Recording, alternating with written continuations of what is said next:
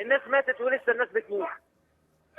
اقول لك ايه يا كابتن نادر، الناس بنشوف جثث قدامنا يا كابتن نادر، جثث ناس جايه ورا النادي الاهلي عشان تشجع النادي الاهلي وتشجع كوره، ناس ماتت. اقول لك ايه، انت قول انت واللي معاك يقول، هنقول ايه؟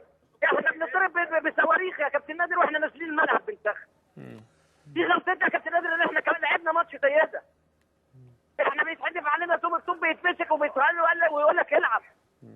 كورة ايه يا كابتن نادر؟ لا هو الموضوع كابتن ايه نادر. يعني الحكم انا مش مسؤول يا عن كابتن سلامة نادر. اللعيبة كورة ايه اللي انتوا من بتتكلموا قبل المباراة. وانا بتكلم الكلام ده إيه؟ اللي بيتكلموا بركات. الدنيا ولعة من والدنيا قبل المباراة سلامة اللعيبة مسؤول عنها عايزين الحكم. تلعبوا كورة ومصممين تلعبوا كورة ومصرين تلعبوا كورة. طب خد القصص بقى، خد يا كابتن نادر الناس اللي عمالة تموت، افرحوا الناس اللي خايفة يا كابتن، اللي خايفة يلغوا الدوري عشان شوية فلوس يا كابتن. صح. خايفين يلغوا الدوري. لا فيه هنا الناس ماتت، لا امن ولا شرطة ولا جيش ولا اي حاجة، والناس عمالة تموت وكل ده وانتوا مش عايزين تلغوا الدوري. عشان ايه؟ عشان الفلوس. صح؟ ده ما فيش عربية اسعاف يا راجل.